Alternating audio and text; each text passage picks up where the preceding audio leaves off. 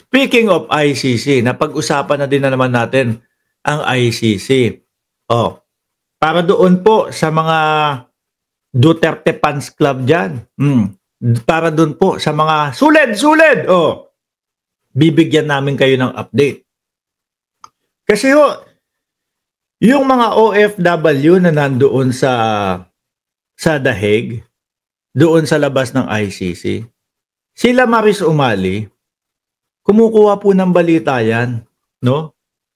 Kumukuha ng balita yan, pero binubuli ng mga DDS. Si Gretchen Ho, binubuli nila.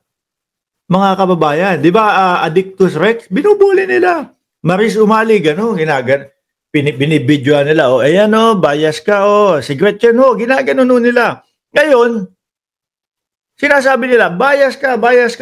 Wala naman akong nakikita ang pagiging bias ng mga reporter doon. Kinukuha lang nila kung ano ang kalagayan ng Pangulo para maihatid doon sa mga kasulid-kasulid dito sa Pilipinas. Alam nila kung ano ang lagay ng dating Pangulo. Tapos sasabihan yung gano'n. Ang ginawa sa kanila ni Maris Umali. Ginawa nila Maris Umali. Di parang nasa rehas yung mga supporter ni dating Pangulong Duterte. Doon, nakaganon lahat sila, sama-sama. Si Maris Umali, nandun sa kabilang side.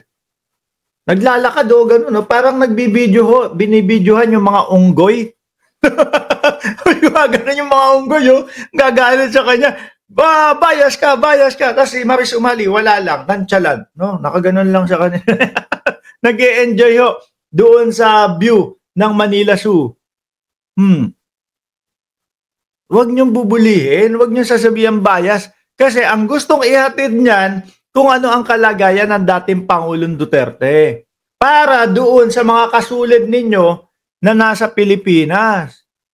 Eto, ang lagay daw ng inyong tatay, sabi ni Pulong Duterte na nakabakasyon ng 50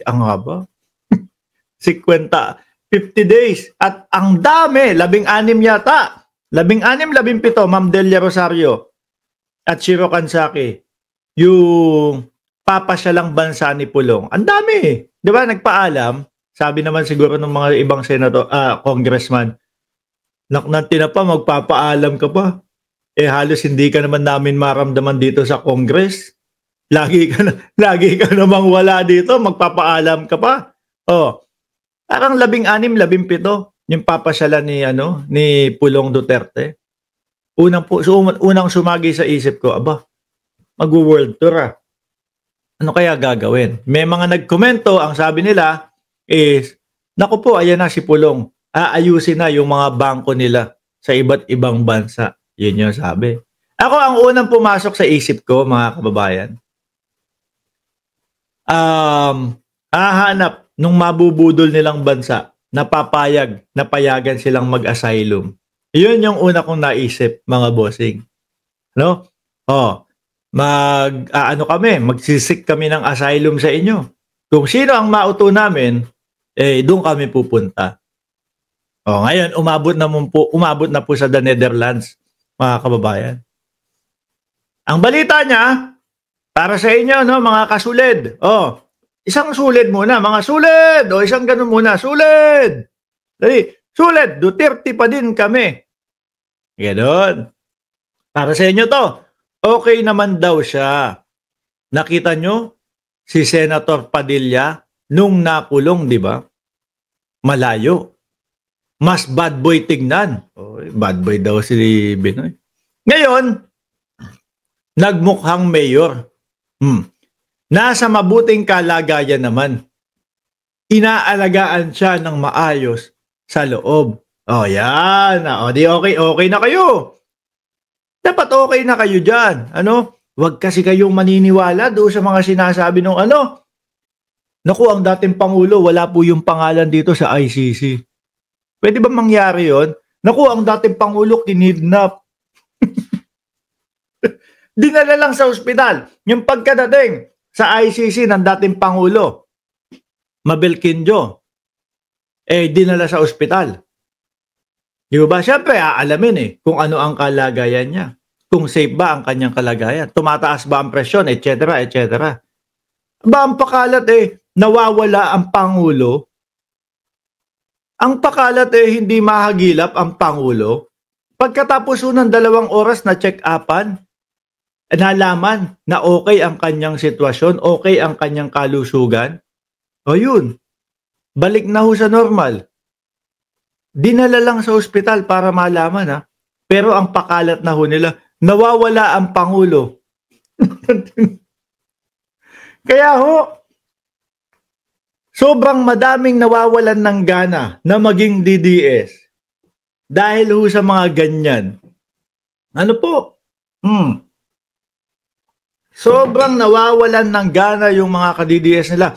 Kung dati ho, makita nyo, yung mautog nila, inumpisahan yan sa sa Davao. Madaming pumupunta. Siguro given na ho yun. Davao yan Madaming pumupunta, mga bossing. Pero ito yung recent na lang po, no?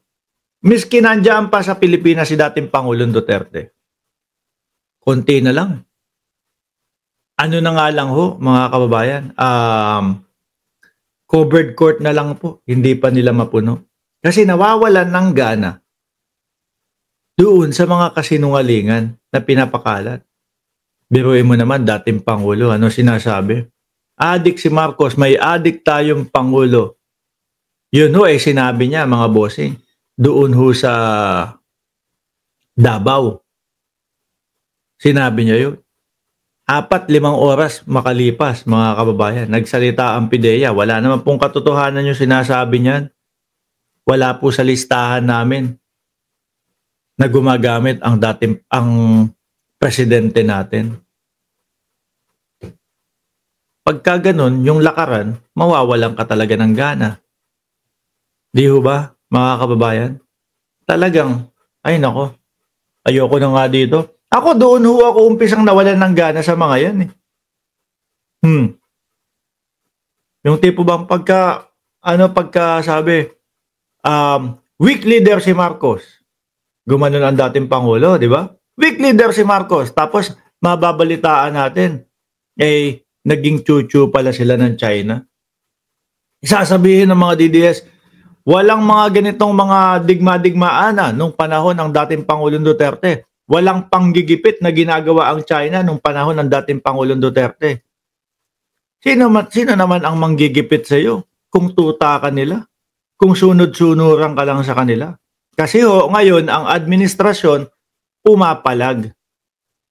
Di ba Ralis Carlenga at Pretty Boy at Bursio, pumapalag. Hindi uubra sa administrasyon na yung helicopter ng China pumapasok sa ating teritoryo. Kasi kay Digong dati, helicopter lang naman yun. Yung inikutan lang naman, bato-bato lang. Lumagpas sa ating teritoryo. Tubig lang naman yun. Ganon kay dating Pangulong Duterte. Mga kababayan. Ano po epekto sa atin noon? Yung simpleng ganon ng dating Pangulong Duterte? Napasok 1 milya. Pumasok. Tubig lang naman yan. Sasabihin ng mga pumasok, lumagpas tayo kahapon ng 1 milya doon sa Pilipinas. Subukan naman natin 2 milya ngayon. Pag hindi pinapansin, subukan naman natin pasukin na yung Luzon. Ganun o yan. Knowing China, mga kababayan, mga boss, chief, sir. Diba? Ayan inaalagaan siya ng maayos sa loob. So, dapat kalmado na ang utak ng mga kasulid. Diba? Okay na. Dapat medyo kalmado na kayo.